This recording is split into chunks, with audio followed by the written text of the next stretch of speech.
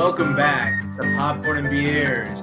We've got your butter on top, Wicked, and of course your drunk classic in time. Let's go.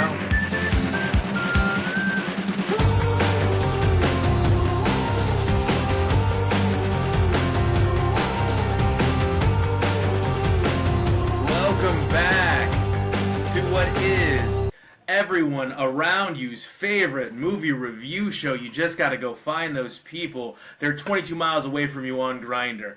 Anyway, this is Popcorn and Beers, where some use tomatoes and others use thumbs. We use the stuff that gets you drunk.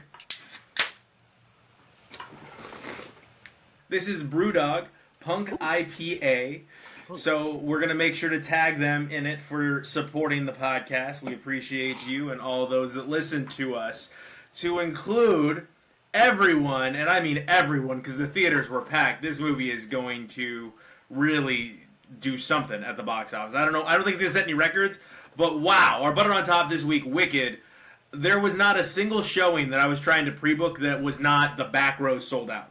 Like, all the back rows were sold out. Yeah, Anna and I had to sit in the front. Well, I'm a front and I don't nowadays. Are you? Are you like yeah, the front? I've converted. I was a mid to back row, but I recently they got the comfy chairs you can lean sideways with, so might as well just lay down and watch a movie front row. It's great. I don't know, buddy. I can't remember a time when you were mid. You've always been hot. But anyway, I will say I like the back corner, like right next to the exit. So right when the credits go up, I can like be ready to roll like immediately. So I'm kind of and also people can't see it like a fast food restaurant. Like people can't see when I'm texting or when I'm taking notes on my phone. Helpful. Yeah, I don't like to be like right in the middle where your phone lights up the whole aisle, you know? But this is actually the third time I have seen Act 1 of Wicked, not seen Act 2. I have never seen Act 2. I've left both times after Act 1. One time, I just fell asleep and I was like, this is not my thing. Got up and left. Another time was here with Anna. Anna got so hungry, she decided to abandon the second act, and she was like, there's this really cool like food court thing across from the train station, and we went in there and just like bought donuts and stuff and vegged out during Act 2. So I've now seen the third act, or the first act of Wicked 3 times. This is the third time. I think I will say this. I think Goldblum is a miscast. I don't know that he's right. I know that's blasphemous. I'm aware. I just don't think he was the only thing that felt out of place in the whole movie, if I can be clear. Everyone else was on. Ariana was amazing to me. Like, just Ariana Grande was great. Like, she was so good in that role. Every time she was on the show or on the movie, I was kind of captivated. I was like, wow, she's just crushing this role. She's amazing. Now, as far as everyone else is concerned, it was fine. Cynthia Erivo was good. Jonathan Bailey was good, but there was one person, Michelle Yeoh, obviously amazing in everything she does, but one person, and her, I gotta find her, the actress, because I think it's Bronwyn James. I think that's who it was. But anyway, I think she's from Saturday Night Live. But the chubbier blonde girl with the Asian guy that we're always fawning over, Linda,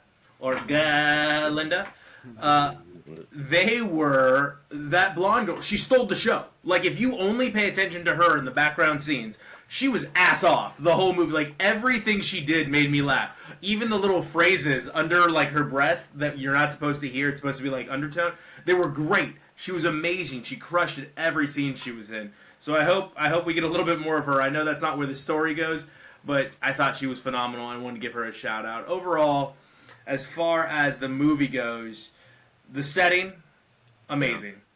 The hair and makeup, phenomenal. Just out of this world. Just great. Lighting, amazing. Cinematography, amazing. This is going to be a tough one. It's a tough year, I think, for movies to really stand out as far as the Oscars are concerned, and I think this might be the one that does it. I don't think that you're going to get a lot of heavy-hitting categories, but I think they're going to win a lot of the smaller categories. I think they're going to win, Best Original Song, Best Score, Best Adapted Screenplay.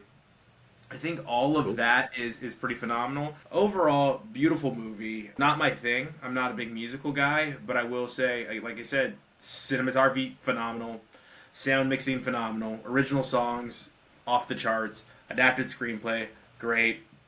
Ariana, probably my favorite part of the movie. That was one of the main characters. I'm gonna go ahead and give this a pop 2.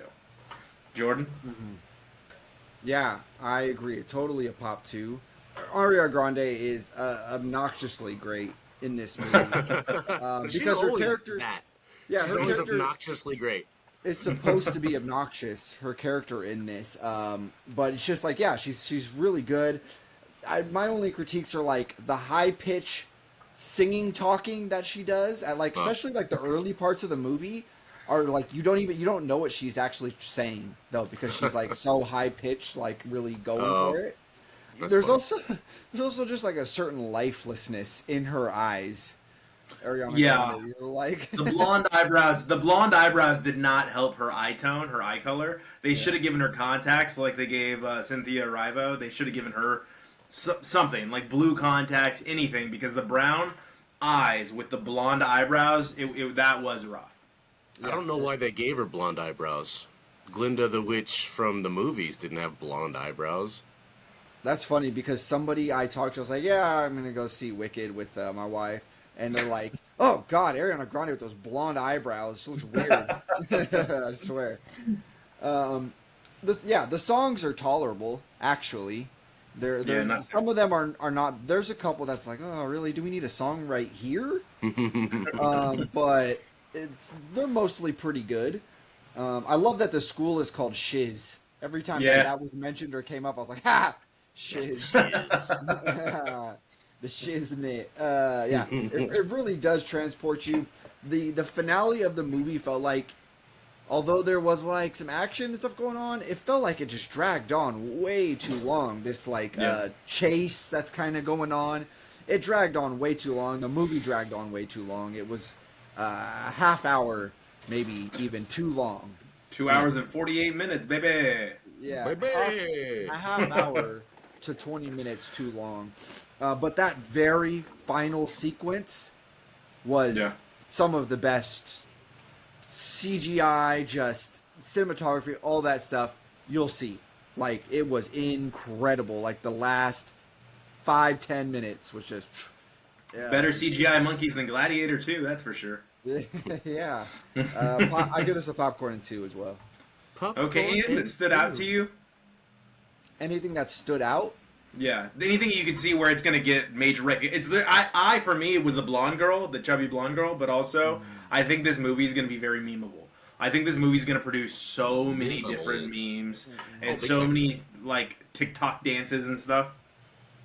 Yeah, a lot of the atmosphere, like you said, like that girl that stood out to you, the people in the background that don't have lines and stuff were really committed and like.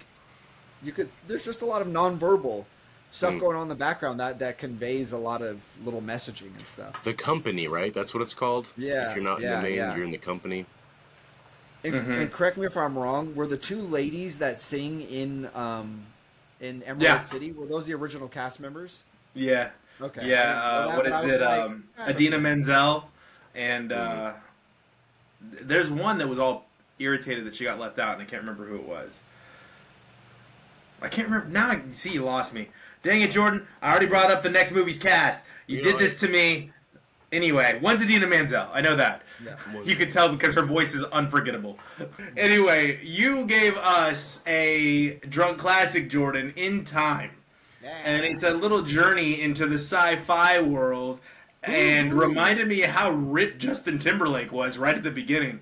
I don't know that Justin Timberlake anymore from 2011. So why did you choose this movie, and what did you think upon rewatching it? What's the deal? Oh man, it was I watched two long movies, like I said before, Wicked and Gladiator 2, these serious movies, and I just wanted something short and just brain-numbingly just like cool, like So this is the In Time. This is the future that Elon Musk and crypto bros dream of, pretty much. There's a lot that you just have to go along with. Yeah, of course. But some of the ways that they play with this premise and like the mechanics of it are cool.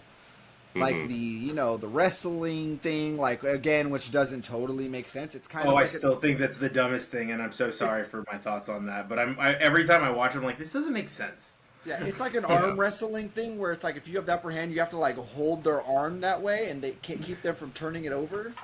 I would just destroy people the whole time. I would have so much time. It's all about the and grip. It's all about the grip. I got Well, them you don't arm you, gloves. you don't think I've ever grabbed a turkey leg and had to hold on to that shit for dear life? Of course I have.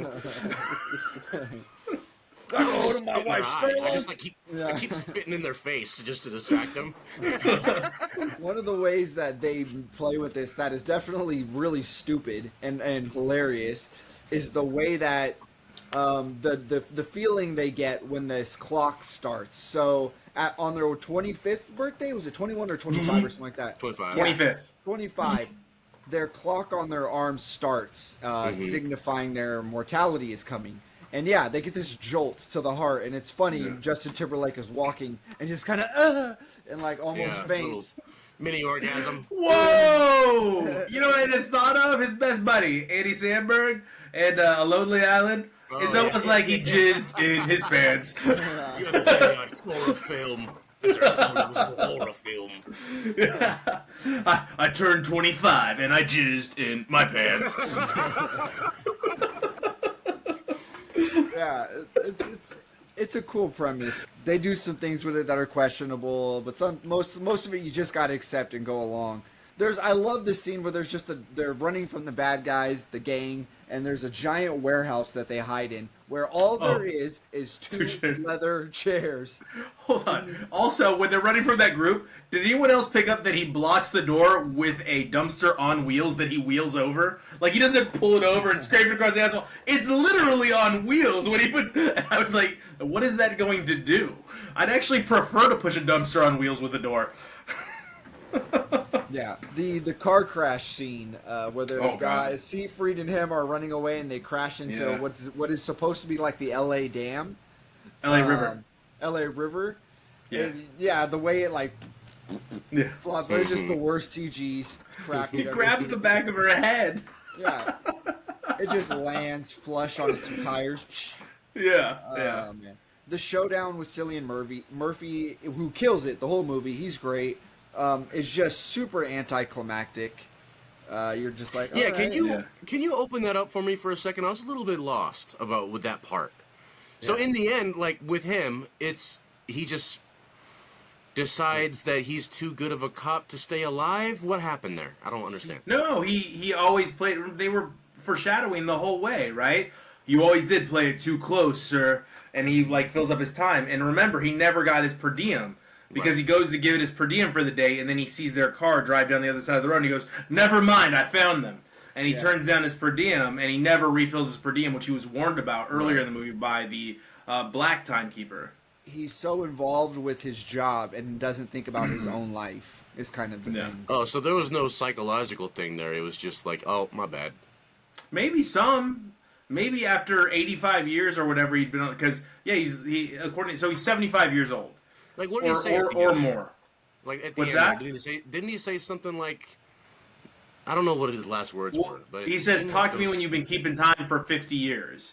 So if he's been keeping time for 50 years, he's at least 75. He's been but 50 years is the amount of time he's been a timekeeper. So he's 75 years old or older. You don't really know how old he is. Yeah. But at a minimum, he's 75 years old. So maybe you're right. Maybe you're looking a little bit deeper than I am, where maybe he lives so close to the edge because he wants to die, because he knows what he is doing is wrong, and he kind of confesses just as much that he's got to keep a balance when he hunts down Justin Timberlake at the end. That's interesting. Okay, cool. Yeah, dude. Cillian Murphy is just trying to ruin the tour. The world tour. All right? So... Tears in his eyes. I honestly could have used a sequel to this.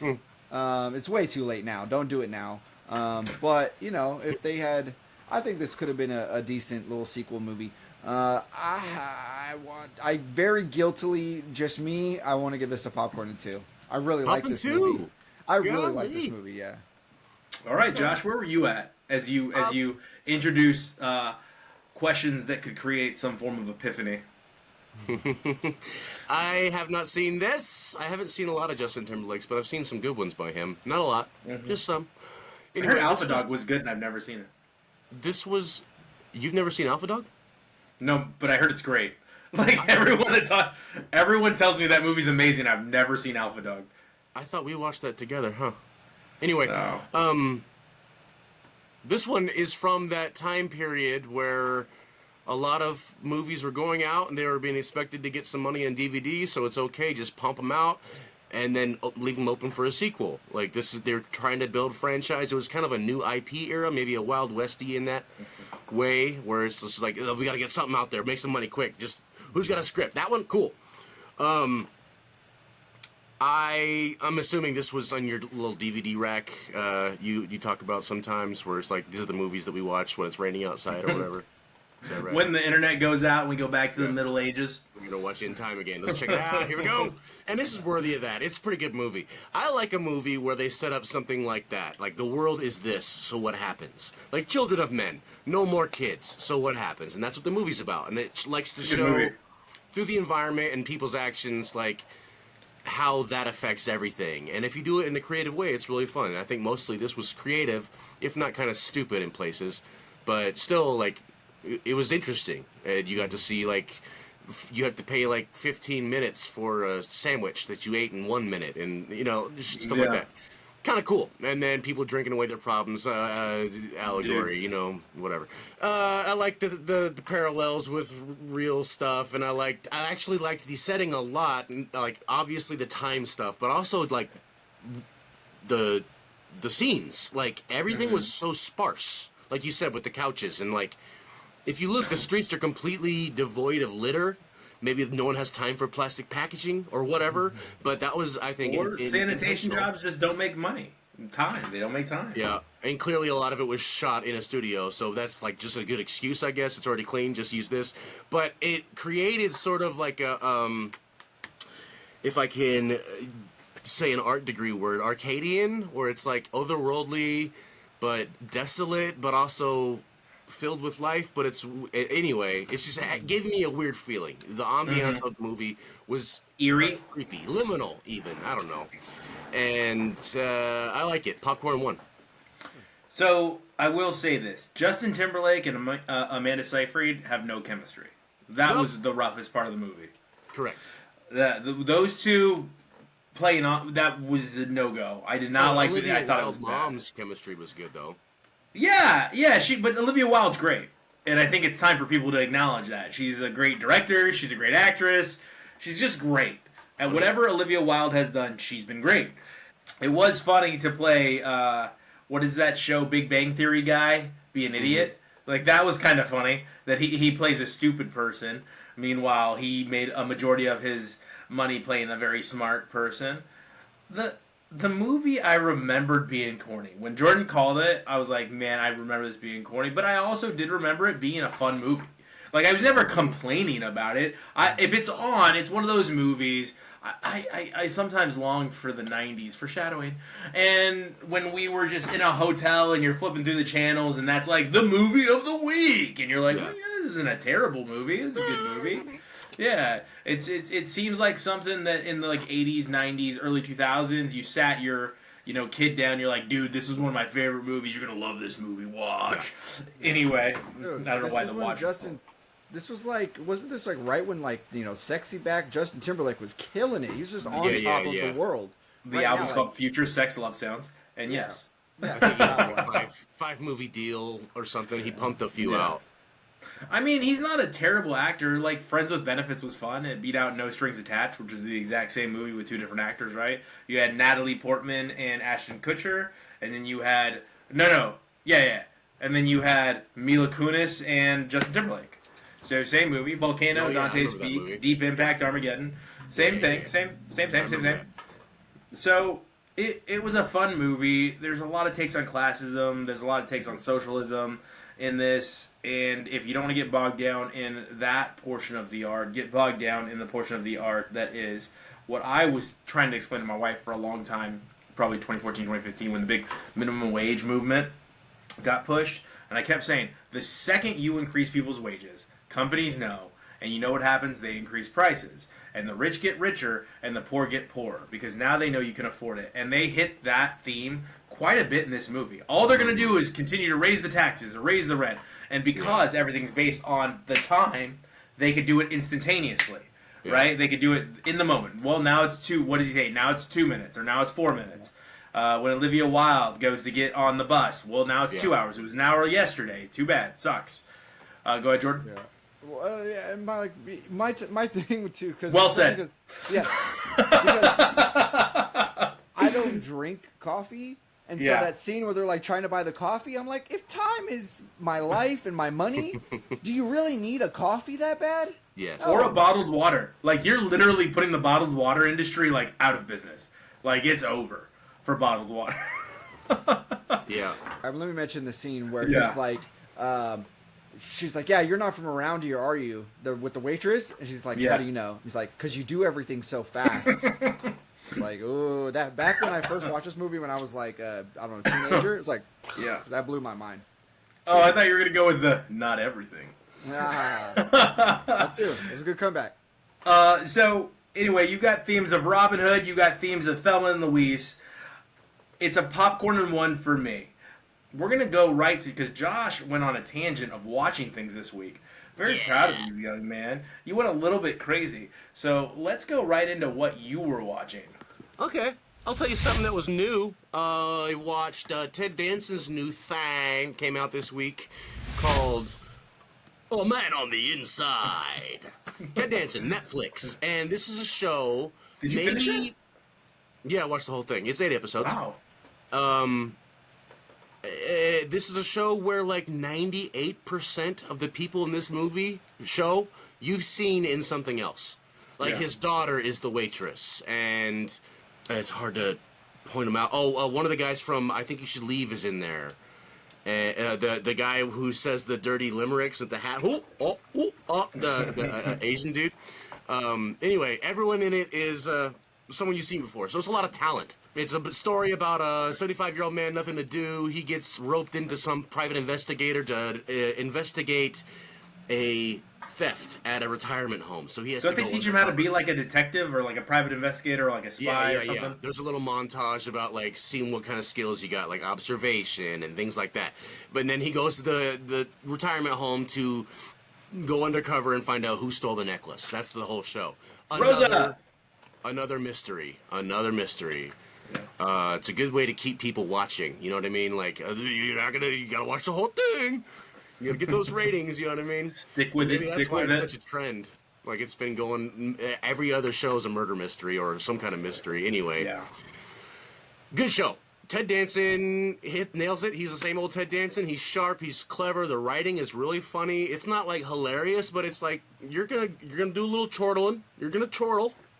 And in the end, spoiler, I guess, not a huge payoff, but the journey was worth it. You know what I mean? Kind of like a Ted Lasso thing. It's a little bit sweet. It's a sweet show.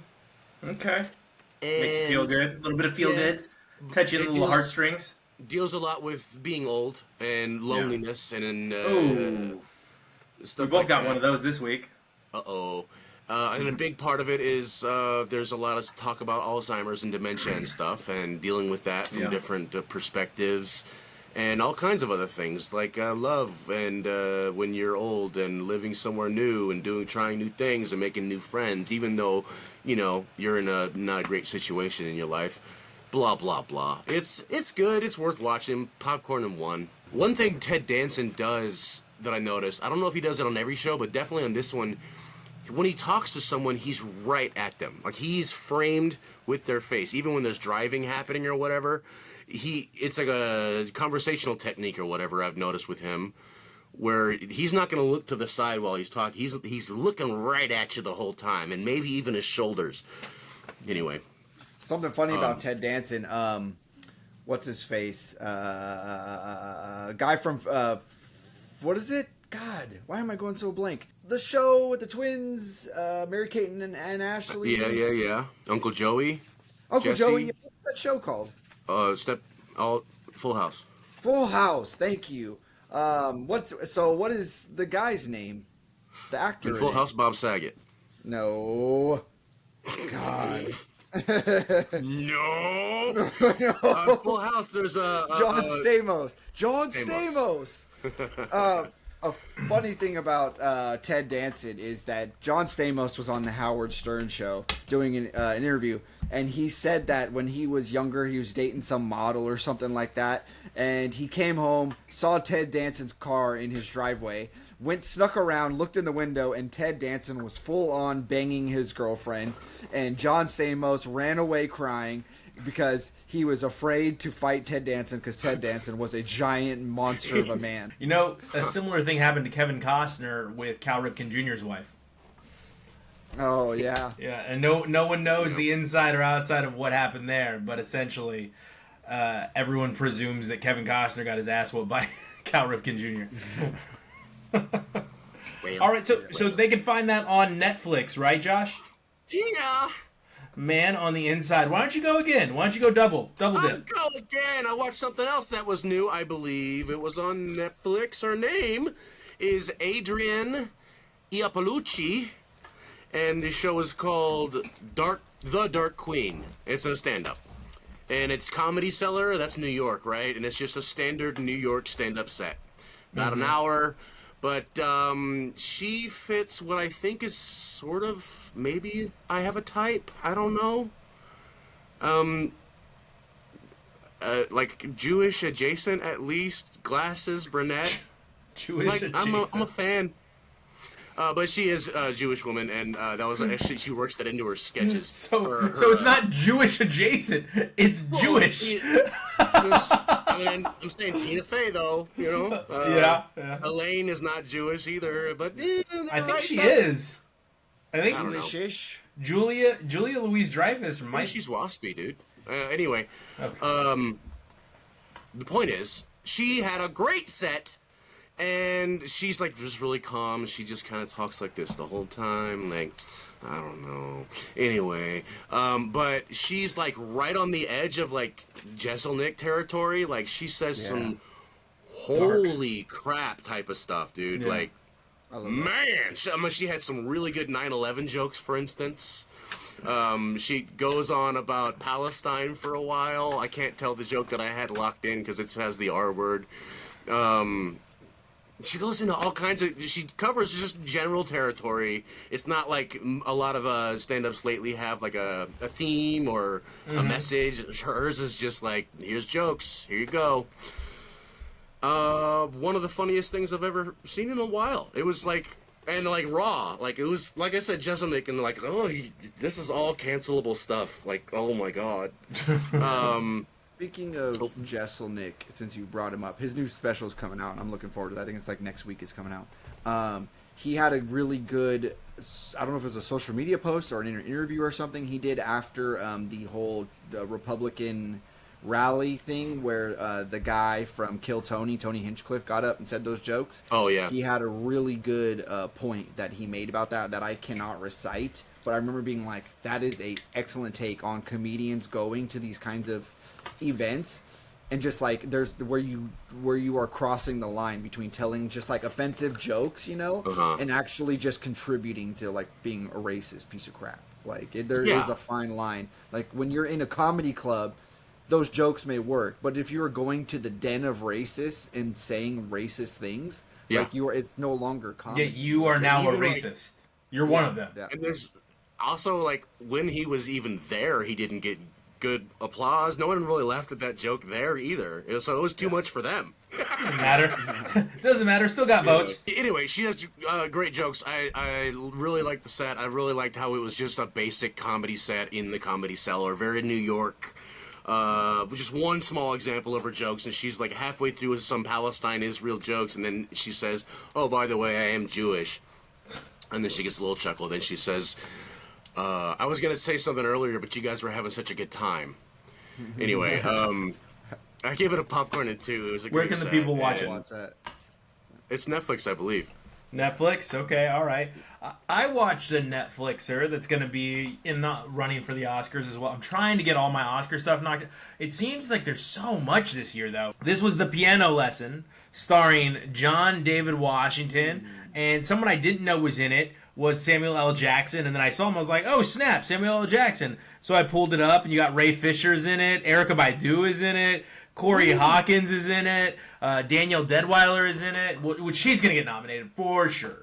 For sure. And this is a good movie that we need to see. It dives into... It's basically a history lesson that I think we all need about the people that built this country and what they went through and how they were traded for things like a piano. And it dives into that story about how these people's ancestors were traded for a piano, and that's why they don't want to sell it, and why this piano has to stay in the family. You can't sell it because it's got the blood of our people in this piano. Wow. And it starts off with a family in the dead of the night stealing a piano that their ancestors carved their figures and their faces and their, hard work into. So it's a piano with the faces of slaves throughout it. And it's really cool looking. It's sought after. But the slaves, who were freed at this point, I believe, think it's part of their heritage. Believe it should belong to their family because their family built it. So they sneak into a family's house during a 4th of July fireworks spectacular, and they steal this piano. And still, then it moves you forward 25 years. Still to this day, it sits in the ancestor's house. And there's only a couple characters there that remember the night that they stole the piano, and it digs into that a little bit. I think John David Washington, though the character is annoying, he plays the character very well. And I will say this, that voice is Denzel's voice. When John David Washington's been talking, I'm like, I hear Denzel Washington talking. Oh, yeah. So They have just, at the very least, their timing is very similar just because that's his dad. The cadence, right? Like the cadence and the way their delivery. It's just spot on. It is difficult to watch in points. There's something about the ghost of the yellow dog, and it tells you what the ghost of the yellow dog is. And it is not a dog. It's actually a very tragic story that creates this ghost or this myth within the white community in this town where white former slave owners or white families that were slave owners, plantation owners, are just coming up dead, and they call it the ghost of the yellow dog. You get to learn a little bit about what that is. There is a song scene that's also fairly powerful where they're sitting around a table and they're singing a song together, and that one hits really, really hard. So it's not by any means a hard movie to watch. For the most part, it's fun. It has its funny moments, it has its heartfelt moments, but it goes off the rails a little bit in the end, and I'm kind of tired of this. Like, all of a sudden, it's an Exorcist story. But throughout, it was a really, really great movie, and it does kind of explain why it goes down the route it goes down towards the end, but I just don't think we needed it. I don't think we need it in the way that they shot it. They could have done it in a more artistic way, and I think that's why the ending is why it's not going to get more Oscar buzz. But overall, The Piano Lesson on Netflix, I'm going to give it a popcorn and 1, and it's just bordering on the line of popcorn and 2. But again, John David Washington and Danielle Deadwyler crushed it, killed it. And don't be surprised if you get a supporting actor nod for Mr. Samuel L. Jackson. At, what is he, 75 years old at this point? Jesus. All right. Yeah, so, he's old, dog. Yeah, he's up there. He's up there. Josh, give us another one. I watched. I'm kind of already in Christmas mode, dog. The lights are up. Tree's coming. Like, Christmas is happening now. I'm not waiting. So I watched the Christmas special. And you guys ever watched the Christmas special where it's like Johnny Cash's Christmas, or Dolly Parton had one where it's just like a variety show for an hour and they sing songs around a fat fire and pretend they do little bits. It's been a while. You never watched anything like that? It used to be like a big deal. Sounds like my nightmare. Yeah. Well, back when Jordan's like, that sounds like my fresh hell. at the black and white TV days, it was very common. Like, oh, here's Dolly Parton's Christmas, or Elvis had a Christmas special. Or, oh, who's that at the door? Oh, it's Frank Sinatra. Let's sing a song with me. All right, see you later. Well, anyway, it's about an hour special like that. I watched Bill Murray's A Very Murray Christmas, and Bill Murray's. What? I was thinking about Elvis's Christmas special. Like, oh, who's at the door? Oh, it's my 15-year-old daughter that I purchased from his family. Oh, it's my pill guy. So this was a very Murray Xmas. Go on, Priscilla. Answer that door over there. It's definitely plays on the idea of a Christmas special, but it does it in its own way, where it's like, okay, we're gonna do the Christmas special, but then like the actual special is him on the way to it, right? So he hangs out at the restaurant after hours and like sits at a piano and sings songs with the waitresses and waiters, and like, oh, good to see you again, Bill. Oh, nice to see you too. But then there's a song with George Clooney and Miley Cyrus at the end. It's just Christmas Carol stuff with like fun. Oh, they're on a dinosaur or whatever, you know. It's like Thanksgiving Day parade type of stuff, you know. But this was a good one because it was Murray. So Murray always puts a golden touch on everything. I think it's fun. 40 minutes, Netflix, whatever. Popcorn and one. Pop and one for the Bill Murray Christmas special on Netflix. Josh, go again. Hey, you know what else? You know what else I watched? John Wick. You ever seen this? 1,000 times. We've probably reviewed it on the show. It was on last night. It was good. I just want to say, everyone knows. Anyway, I don't know if they should have made any more movies. Why did you hit yourself? It was that good? So good, make you slap yourself in the forehead? That was so audible through my headphones. How hard you hit yourself in the head. It's so standalone. I don't know if they should have made more movies, but the other ones were great too, so whatever. But just, it's popcorn and 3. But I want to point out the soundtrack was incredible. Okay. Forgot about that. Anyway. Baba Yaga. Jordan, I know you've been waiting in the batter's box for a while, but you watched last week's Drunk Classic. What did you think? Yeah, speaking of John David Washington's significantly less famous and less known father, Denzel. That was a joke. Yeah. Oh! Yeah. He was running at the finish line with that joke. Yeah. Denzel. He absolutely just crushes this movie. Is he nominated for this?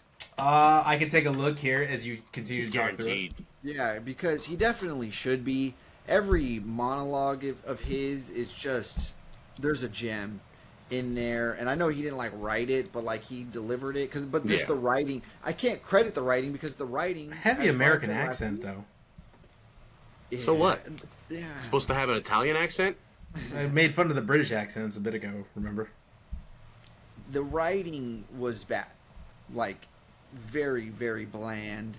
None of the hurrah moments. There was no hurrah factor to this, like there was in Gladiator 1. Gladiator 1 made you want to go outside and run through a brick wall after you watched it. Yeah, he's currently third, according to third in the running for the predicted Oscar races for Best Supporting Actor. He's behind Guy Pearce for The Brutalist and Kieran Culkin for A Real Pain. Huh. Okay. So he's going to win that. Yeah, it was great. His whole, his character's whole motivation, like the, I was, he has the brand of the Emperor Marcus Aurelius, who is supposed to be like this really, noble kind of man, but back then, that's the way it was. But he has the brand of him. And he's like, I was owned by an emperor, and now I pretty much have the power of an emperor. And he's quoting Cicero or something, some Shakespeare stuff, and he's like, you know what a slave wants? And he's like, freedom. It's like, no, something like no. A slave wants a slave, basically. It's just really interesting stuff that he says. Because it's a form of power. You have power over another human being. Yeah. There was a fair amount of action. I felt like there wasn't enough Coliseum action, but there was like action sprinkled in between. You're giving too much credit. There's like the palace fight, and there's like fights in the, there's How fights. about we hear about how this is all about his wife, and then never hear about his wife ever again? Well, she died. Like, this is my driving force behind what I am doing. You will never hear about her again for the rest of the film. yeah, he becomes, Like, what are we doing? And it's no secret who he is supposed to be, so Yeah. I'm not spoiling anything there. But yeah, I thought that was a little like the guy in the ship, his chieftain in Nairobi. What is it, Namibia? The place Yeah. he comes from in Africa. That he's It's captured fine. from. The last sovereign city of Africa. Yeah, he in the boat. He's like, don't ever let them change who you are. Like, basically, don't let them ever turn you into a Roman. Basically, is what he's saying. Yeah. And he just very quickly becomes a Roman. Yeah. Like all of that Numidian stuff. I would say within about an hour and 45 minutes. Yeah, he's like, don't care. I'm a Roman. I think the connection between the mom and Han needed to be said more explicitly. They hint at it very quickly and very briefly, like the way that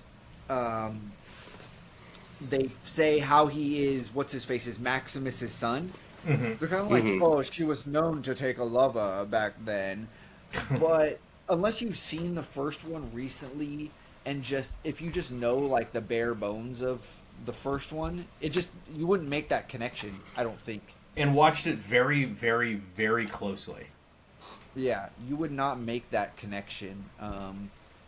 So, I think that needed to be a little bit more clear, because in that sense, it makes it just seem like they're just grasping to make him the son of that guy, because that is a good story, the cheesy kind of good story that you want to hear. Mm-hmm. So, and you got to give the two emperors, yes, they are annoying, over the top, ridiculous. I thought it was bad. But they're supposed to be like these inbred, syphilitic. Well, one of them has syphilis, and they really, really pound that home. Yeah. Oh, yeah, for sure. He's supposed Was to he be just like, oh, my dick? Something like that. It's more like, well, the brother says it. Yeah, I fear my brother's disease of his loins has wandered to his brain. Yeah. He's supposed to be like Nero. Like, he makes his pet monkey a general, and just starts doing weird stuff. So, they're supposed to be kind of weird, but it is a bit much, yeah. And what's his face, who is from Stranger Things, Eddie Munson's character, the more sane emperor guy, he has that thing with his voice that he does, that high pitch like kind of noise that he makes. He does it, and he does it in Stranger Things, and it was just too much for an emperor, too spastic, very young Shia LaBeouf, even Stevens-esque kind of affect that he has, very spazzy guy, which didn't work for his role. He should have been more just the more straight-headed emperor, as opposed to his brother being the really crazy one. They needed to balance that better, and he didn't do that. But I had low expectations for this, and I enjoyed it. I thought it was good. So I'm gonna give it popcorn too as well. All right, even the CGI monkeys, huh? You thought those were great? It was bad. Right? But I'm a sucker for a gladiator thing. And the last thing that I watched that was a gladiator thing was Those Who About to Die, and I was really disappointed in that. So I think I gave that a pop 1. So I give this a pop 2. Gladiator 1 is a pop 3. Those About to Die Does that count? It's coming out soon. Anyway, I watched Blitz in World War II era England. The German bombing raid, or Blitz, commences. Get the title? Families are forced to send away their children to safer pastures. Basically, they put them on a train and send them to a boarding school, while they try their best to evacuate themselves, typically finding themselves in the London Underground, which was locked, and it goes into a little bit of the classism that led to them not having anywhere to hide from the bombing raids of the Nazis. And it follows the journey of a biracial boy named George, who is put on one of these trains to be sent away. And about an hour into his journey of being sent away, he decides he needs to get back to his family. He needs to get off this train. So he jumps off the train in the middle of the forest, and the journey commences. It is a journey of racism, self-discovery, and classism that all are piled into this young kid's journey through. You find a lot of the way that little people were used, because he was a little human, so they used him to sneak around and steal things after the bombing raids commenced. They used him to try to save lives, and because he was biracial, he always thought someone was out to get him or the world was out to get him because of the way he was treated growing up. And remember, this is 1940s. So overall, the story is good. It's not sad. There are sad parts to it. There are parts that make you feel bad that it can be 2024 and we're still doing this bullshit. And we have enough history to back up that it's real, but we're putting people in power that want to continue to deny that some of this ever happened, or what we would refer to as whitewash history. And I think that makes movies like this all the more powerful, because it's very important. Like, no, this is what people had to live through. Movies like The Piano Lesson, no, this is what people had to live through. This is really what happened. These are stories that have been passed down through these cultures for, at least in this, 60 plus years, 70 years. But I give this movie a popcorn and 1. It wasn't the most amazing movie ever, but it has its place and it belongs. I think it's definitely Apple's Oscar bait for the Apple movie studios, and I don't think it's going to get anything, but it was worth watching. All right? If you're looking for war, not a lot of war in this, okay? You're not going to see a lot of war. It's a lot of the human element of what's taking place on the ground floor with the civilians during a war, and it really sends home the message is, do you want to live in a world like this again? Is this really what you want? Are these the agendas that we want to continue to push, because this is what it leads to? So as you guys check out on my review, I'm going to go ahead and I apologize for it not being fun and wacky world of reviews, and we're going to give this one a popcorn and 1. You can find Blitz on Apple TV. Josh, go ahead. Wasn't the Blitz wacky? I watched something, okay? And it has to do with some London. And it's The Holiday, Jude Law, Jack Black, and Cameron Diaz, and Titanic Girl. Titanic Girl. Kate Winslet? Kate Winslet, the best actor of all 4 of them. I don't know her name. Anyway, it's just a old DVD version. This is a rom-com from when rom-coms were big, and it's Christmas and they go to London and have the weekend of their lives and fall in love and yeah, it was on TV. We watched it. It was did you say? It's popcorn and 1 if you like rom-coms. It's good. I mean, it's stupid, but whatever. Josh watches it every single year. Go ahead, Jordan. No, I haven't watched The Holiday. It's The Holiday? Is that what it's called? No. It's called The Holiday. Yeah. Oh, okay. So the concept is like... You're not doing Love Actually? No. Dang it! I'm doing The Holiday. Dang it! I'm doing The Holiday! It's a movie where Cameron Diaz... Dang it! They switch houses and then fall in love with people, and then we're in love and I love it here, and then they switch back and it's Christmas, and then have Merry Christmas, I love you. So popcorn and 1, it's okay. You want me to do Love Actually? Hey, I also watched Love Actually. I wasn't expecting The Holiday, because you didn't say The Holiday. You said Love Actually. No, I said The Holiday. I said actually I watched The Holiday. Anyway. Love Actually, I watched it. I watch it every year. I'm a big, huge sap, and I'm still single. So if you want a big, huge sap that's gonna lay on the velvet skirt of the Christmas tree and watch Love Actually and then sneak up on you with a holiday, here he is. Sneak up on you with a holiday. That's what I call it. Love Actually for me is a popcorn and 2 beer movie. It's just great. I do love it. I mean, I'm a sap. It's dated now, but it's still good. I don't know. Okay. What do you give Love Actually? That's what I just said. Popcorn 2. The Sorry. Holiday's a popcorn 1. Okay, guys. I hate Christmas. You're not even my real dad. So I watched a movie. I needed something really quick. I had about 2 hours before the show started, so I wanted to fit something in while I was just hanging out. My wife is doing her own thing, and I found a movie on Hulu that I had read about, and I knew had some Oscar buzz. It's called Thelma, and it only has Oscar buzz because the actress, who is the main actor, and what happens is, this is the story, and I'm going to give you her name here in just a moment. But anyway, Thelma is a 93-year-old woman who is relying on her grandson, and Thelma is played, her name's hard to pronounce, June Squibb, I want to say, June Squibb. But it's her story of being scammed. And she relies on her grandson to kind of help her with everything. And she's new to the internet. She's a 93-year-old woman. Oh, and her yes, character is very curious about, well, how do you think they did this? Or how do you think the internet exists? Why does the internet exist? So she's exploring everything. And in this, she gets scammed by a scam artist who convinces her that her grandson, who's been helping her with everything, got into a terrible accident and needs a defense attorney. So she needs to send them $10,000 in cash. And the movie takes off from there.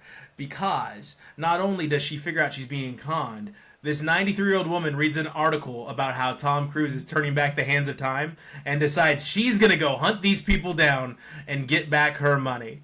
And it's kind of a story of her linking up with her old friends. And there's a really sad scene where her grandson's driving her somewhere and she goes, "All of my friends are dead." And her grandson goes, "Why would you say that, Grandma?" And she goes, "Because they are. I called," and she just goes over how each one has died and is no longer in the picture. And I guess at 93 years old, that might happen. In her journey, I mean, you find that people just really want to do everything they can. They know that they're a little bit shorter in the faculties, but they want their independence. They want it. They want to be able to do what they used to be able to do. They want to be able to drive their car. They want to be able to hunt down somebody that decided to steal from them. And they just want everybody around them to accept, hey, I understand that you think I can't do this, but I at least want to try. Let me try. And us as young people are like, well, let me help you, Grandma. And they're like, get the F away from me. I've been on this earth more than 3 times your lifespan. Let me do what I want to do. And this movie is a lot of that. It is fun. It is cute. There are lots of lessons learned. Parker Posey playing the daughter, the mother of the grandson, is great. Like, Parker Posey is so fantastic. If you've been with us for a while and you were here for our Drunk Classic Best in Show, she almost does that same character. The same character from Best in Show, and it's pretty hilarious to watch her go through the steps and the arguments between her and her son and the husband. The husband is played by Clark Gregg, who also plays Phil from Agents of S.H.I.E.L.D. Oh. No, Agents of S.H.I.E.L.D. All right, Phil Coulson from the Agents of S.H.I.E.L.D. Yeah. I'm gonna give this movie a popcorn and 2. I mean, it is cute, it is fun. You can watch it with literally the whole family. Like, the whole family's gonna laugh at this. Lots of good jokes. Lots of old people can't use the internet joke. She shoots a monitor, thinking that gets rid of all the files in the computer, which is kind of funny in the movie. Cool. Overall, popcorn and 2. Josh, what else were you watching? I think I got one more, and I think it was the Ryan Reynolds Green Lantern movie. You got 2 more. Oh, what else did I watch? Hot and Frosty. Oh, shit. Okay. Well, just real quick, Green Lantern, Ryan Reynolds version. I don't know, man. It's okay. It's not as bad as people say it is. It's not great, but it's like, okay, here's a superhero movie. It's totally understandable why it didn't get any love, though. But what made me think about this is the comparison I had to make is the Green Lantern cartoon movie that came out around the same time frame. Yeah. Because that was really good. You guys see that? Nope. DC animated film movie? Check it out if you can, because it's a way better version in every way. Like, for instance, Green Lantern's not supposed to feel fear, but that's part of the movie. Like, he's scared of everything. That's not... Green Lantern's not scared of stuff. That's his thing. Anyway, popcorn movie. Popcorn movie. Jordan. We both watched Cobra Kai. We both have differing opinions. I immediately came on the pre-production meeting and said, they're trying to destroy what was a good show with just being ultra corny. And you said, I don't know. I kind of liked it. So why'd you kind of like it? I just thought it was an improvement on the last couple seasons. I thought it was getting really stale. The environment, the drama, all that was getting really stale. Everybody who needed to have drama with each other had gone through it, and it was just like, what are they gonna do now? It's you know. So I thought just this was refreshing because I like the characters. I like Ralph Macchio. I like the nostalgia factor. Mm-hmm. So, taking it to another country and upping the stakes, this crazy tournament, and yeah, there's over the top. It's still just very, very cheesy as ever. And, it's very cheesy. This season is next level cheesy with extra cheesy F baby. Yeah. The guy, El Serpiente, Jolo Maraduene, Yeah. Maraduena, the Blue Beetle kid. Yeah. Why is he always crying? He cries way too much. Like, we get it, kid. You're good at doing the fake dramatic cry. But, and at times, I think he actually, like, he doesn't know how to tone it down. Like, he starts like, a little bit, and like, when in his crying scenes. He's a good actor though, man. I hope that kid has a good future. Yeah, the stakes are high, cheese is piled high. It's formulaic. There's just the Cobra Kai formula again. You get the massive karate fight at the end of every season. 40 minutes. Big Wow. karate brawl. Yeah. 40 minutes. But they do up the stakes in this one. I don't want to spoil what happens there at the end of this massive karate fight, but they up the stakes for sure. But God, I thought this was it. I did too. We are now Netflix. We are now doing 3-part season finales, series finale shows. And at least let me know that it's not. Let me know. Make it clear. Dude. Say this is part 2 of a 3-part series finale. Mary Mouser, Jordan, Mary Mouser is almost 30 years old. And she's playing LaRusso's daughter, who is a teenager about to go to college. She's 29. She's 29 years old. Or 28, pardon me. But still, and I see it, too, on screen. Like, it translates. I was like, that is almost a middle-aged woman playing a teenager. She got bills to pay. Yeah. Oh God, that's weird. Yeah, On yeah. different levels. Yeah. But I like this show, and I'm gonna give it a really good popcorn in 1. Like, I want to give it a 2, but it's just not a 2. It's just Yeah. This was a tough one. I mean, it made me laugh because, like, honestly, why in the world do you choose the shortest person on your entire team, Robbie Keane, to do the high kick? He's the shortest person on the team. Like, maybe he's a badass, but in every scene you could, like, literally tell, oh, he's the smallest person that is existing on this screen or within this scene, and it throws me every time I see him. I'm like, why? I don't get it. Why are we making these tiny people super awesome at stuff? Like, I don't know. Do your inclusion It's stuff. a cosmic gumbo. It's very confusing to me. Overall, I give the back half of season 6 a popcorn. The last 4 episodes, I didn't think they were great. I thought the final fight scene was just as cornball as anything else. Cobra Kai, you had me. You had me. I'm disappointed a little bit. Like, the big brawl was like, okay, but like, I really wanted to see how this thing was going to play out, and I'm sure these last couple, like, in some form or fashion, it will play out. You'll get to see these showdowns that we were expecting. Yeah. Well, not really, because I don't want to spoil that. So, yeah, we'll see how it goes. It's also really hard to see the cast because on TV shows, they keep introducing all these new characters. I can't tell you who some of the new actors and actresses are, like the Russian kid or the... I think she's supposed to be Hispanic, but I really think she's Eastern Indian. Girl, like, I can't tell you their names because they're buried underneath the casting list of 6 years. It won't just let you pull the casting list of season 6. It's like season 6, Cobra Kai TV series 2018-2025. What am I supposed to do with that? I don't know what to like. I want to know who this girl is. I want to know who. I want to quote the Russian kid was kind of cool, right? The dude from the Iron Dragon dojo, but I can't tell you that kid's name either. I can't tell you I can't tell you the new actor that they introduced from Karate Kid 3 from Ralph Macchio's past. I can't tell you that guy's name because it's not popping up. So we're stuck here with I'm sorry, I can't tell you who these cast members are. I just have to give it to Josh for his last movie review. The movie was called Hot Frosty. It's on Netflix. The movie was hot garbage. It's definitely a serious attempt at a Hallmark type of movie. Like, straight up Hallmark. Like, we don't care about a great script. No message needs to be given. It's going to be Christmas. They're going to fall in love, right?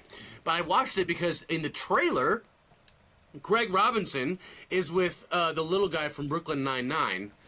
And The little piss guy boy from Brooklyn Nine-Nine, and they're cops, and they're doing something funny on the trailers. I'm like, oh, Craig Robinson, Daryl from The Office. Yeah.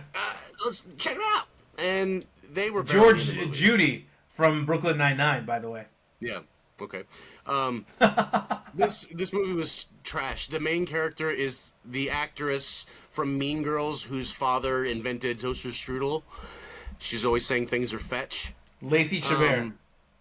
There you go. And then the male lead is Dustin Milligan. He was in Schitt's Creek. He was in Schitt's Creek. But in this movie, he's Frosty the Snowman that comes to life. So he comes to life as a naked man. So they emphasize his physique a lot in this movie. And he has, like, he worked out. Like, CrossFit perfect type of body. All right? Definitely, like, I'm guessing 1% body fat. Swear what was to God, that, Jordan? Vascular. He's all the way out there. But because of this, his face looks so weird because there's no fat on his face. He's like McConaughey in that movie. Yeah, if Frosty So it the didn't Snowman work. Like his came to teeth are life- coming out of his skull. Anyway, Oh. the main character had Jordan zero is trying to personality. ask you a question 3 times Oh, now. I'm sorry. What'd you say, bro? He is steamrolling. If Frosty the Snowman came to life as a human, wouldn't he have like more snowman proportions? Like, you know, just a pot Yeah. belly and just like be like a round guy? Like, Yeah. No legs. Also, would like I love the way you said that a snowman proportion, no legs. I was thinking like of a Ken doll penis, like the Ken dolls, like just. No, would he have a anyway, carrot for a Frosty, nose? he's like exactly like a Frosty snowman, but he has human skin.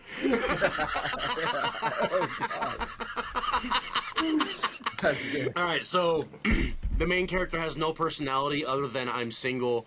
The main character, Guy, Frosty, has no personality other than I like ice and you're very cool. I want to be cool too. And everyone sucks. The whole thing sucks. It's bad. Popcorn. Popcorn. It's also got the girl from Eastbound and Down in it too. Katie Mixon is in it. Yeah, as but well. she's in it for a scene. Yeah, Ain't it's also seen? just called Hot Frosty, which is just, it's like, God, you go to Wendy's and like, ugh, I'm going to turn this cold Frosty into a hot Frosty when I get home and sit on the toilet bowl. There was one funny scene, and I have to just say it because you're not going to see this movie. It's Craig Robinson trying to interrogate Frosty because he's a culprit. So they're at a restaurant, and the waitress serves Frosty a sundae glass full of ice because he likes to eat the ice. And then Craig Robinson's like, "Why are you eating so much ice?" Then he grabs the ice, and he's chewing on ice. And they're chewing on the ice, staring at each other, and they just keep both reaching in. So that was kind of funny. That was a fantastic way to end that. There was no crescendo. Much like it appears there was no crescendo to this movie. A while back, Josh was on my case about, hey, do you ever notice how we have a drunk classic, but we don't do a lot of Denzel? No. We don't do a lot of Russell Crowe. We don't do a lot of Tom Hanks. We don't do a lot of, Marlon Brando or Big whatever. names. Like, he was making a point Sammy that he's like Jackson. legends, and I'm like, Sam Rockwell is a great actor. Anyway. But Steve Carell is a great actor. But anyway, so I was like, you know what, Josh? Okay, I'm going to choose a great actor, and I'm going to choose one of their worst movies, and that's because it's a comfort movie for me. So I chose Michael Keaton, and I chose a comedy from the 90s starring Michael Keaton, and also Michael Keaton, and also Michael Keaton, and another Michael Keaton. We are watching Multiplicity for our drunk classic. If you want to join us, we have it available on Amazon Prime. Have you guys seen Multiplicity? No, I've always wanted to. Okay. All right. It's available on Amazon Prime. It is I think it's like his lowest rated movie on Rotten Tomatoes. But I remember I had the VHS and I wore it out. I watched it so much. And the quote I just remember is, because you are supposedly degraded. I don't want to ruin the movie for you if you clone yourself. There's a scene where he's just like, that's my pee-pee. I just remember I used to, like, for no reason at all, I just be like, that's my pee-pee. Like, for no reason at all. So, of course, we're going to go polar opposite with our butter on top this week. We're going to go animated again. Tis the season for Moana Part 2. So we're going to go watch Moana 2 in the theater if you would like to join us for our Butter on Top. Any closing thoughts? What do you do when you want to re-merchandise a global phenomenon animated movie? You put a baby in it, right? Baby Yoda. Put a baby in it. Oh, did you see the photo, Baby the live Groot. action? Yeah. It looks Horrifying. Yeah, it looks weird. For the Moana live action? Yeah. All right. You guys are both scared. But in this one, Jordan, were you going to get to, they put a baby pig? Oh, sorry. No. They put there's like a little sister now. Oh, Baby gotcha. Oh, yeah. Got you. They also put a little baby pig. Little baby pot-belly pig. They did. Well, without further ado, this is the end of the episode. And as always, we will see you at the movie. You bring the popcorn, and we got the beer.